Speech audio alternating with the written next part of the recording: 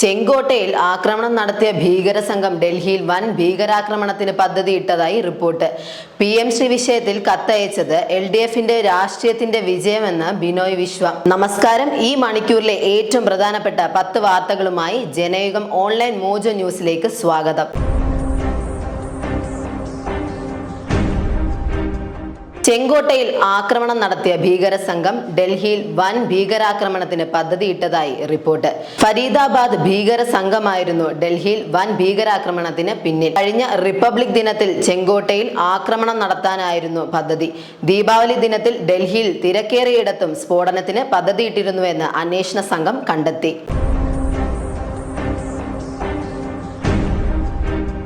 PMC വിഷയത്തിൽ സംസ്ഥാന സർക്കാർ കത്തയച്ചത് LDFന്റെ രാഷ്ട്രീയ വിജയമാണെന്ന് CPI സംസ്ഥാന സെക്രട്ടറി ബിനോയ് വിശ്വം.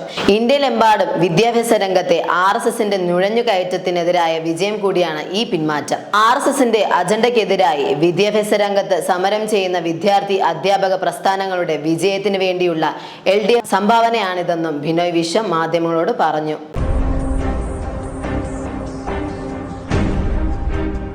ഭൂട്ടാൻ വാഹനകടത്ത് കേസിൽ കൂടുതൽ വിവരങ്ങൾ ശേഖരിക്കുന്നതിന്റെ ഭാഗമായി താരങ്ങളെ ചോദ്യം ചെയ്യാൻ ED. നടൻ അമിത് ചക്കാലക്കലിന് നോട്ടീസ് അയച്ചു. നടൻ ദുൽഖർ സൽമാനും ഉടൻ നോട്ടീസ് അയക്കുമെന്നാണ് വിവരം.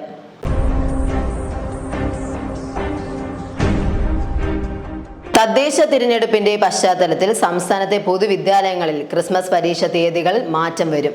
ക്രിസ്മസ് അവധിക്ക് മുൻപും ശേഷവുമായി 2 ഘട്ടങ്ങളിലായി പരീക്ഷ നടത്താനാണ് സാധ്യത. വിദ്യാഭ്യാസ ഗുണനിലവാര അവലോകന സമിതി യോഗത്തിലാകും അന്തിമ തീരുമാനം വരിക.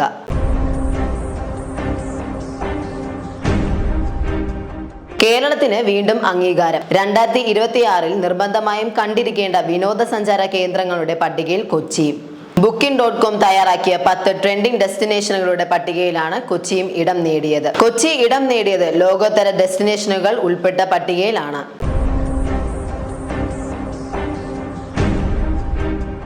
കേരളത്തിൽ സ്വർണ്ണവില കുറഞ്ഞു. ഗ്രാമിന് 30 രൂപ കുറഞ്ഞ് 11,505 രൂപയും 240 രൂപ താഴ്ന്ന് പവൻ വില 92,040 രൂപയുമായി. ഇന്നലെ രാവിലെ കൂടിയ വിലയിൽ ഉച്ചയ്ക്ക് ഇടിവുണ്ടായിരുന്നു.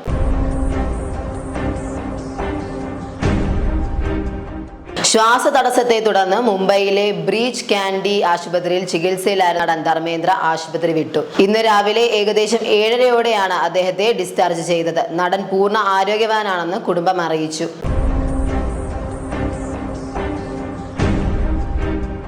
പാണക്കാട് കുടുംബത്തെയും ലീഗ് നേതാക്കളെയും ഒഴിവാക്കി സമസ്ത മുഷാവറ പുനർസംഘടിപ്പിച്ചു. മുസ്ലിം ലീഗ് സംസ്ഥാന അധ്യക്ഷൻ പാണക്കാട് സാദിഖ് അലി ശിഹാബ് തങ്ങൾ, മുസ്ലിം ലീഗ് മലപ്പുറം ജില്ലാ പ്രസിഡന്റ് അബ്ബാസ് അലി ശിഹാബ് തങ്ങൾ എന്നിവരെ മുഷാവറയിലേക്ക് പരിഗണിക്കണം എന്ന് ലീഗ് നേതൃത്വം ആവശ്യപ്പെട്ടിരുന്നു.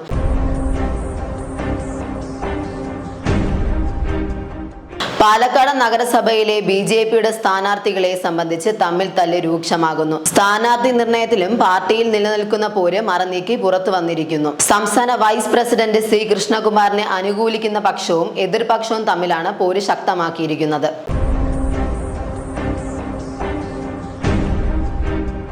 ഭർത്താവിന്റെ സംരക്ഷണത്തിലാണെങ്കിലും പ്രായമേറിയ സ്ത്രീകൾക്ക് മക്കളിൽ നിന്ന് ജീവിത ചെലവ് ആവശ്യപ്പെടാൻ അവകാശമുണ്ടെന്ന് ഹൈക്കോടതി. മാതാവിന് പ്രതിമാസം ജീവിത ചെലവ് നൽകാൻ ഉത്തരവിട്ട തിരൂർ കുടുംബ കോടതി ഉത്തരവിനെതിരെ മലപ്പുറം വെളിയേക്കോട് സ്വദേശി നൽകിയ റിവിഷൻ ഹർജി തള്ളിയാണ് ജസ്റ്റിസ് കൗസർ എടപ്പകത്തിന്റെ ശ്രദ്ധേയമായ ഉത്തരവ്.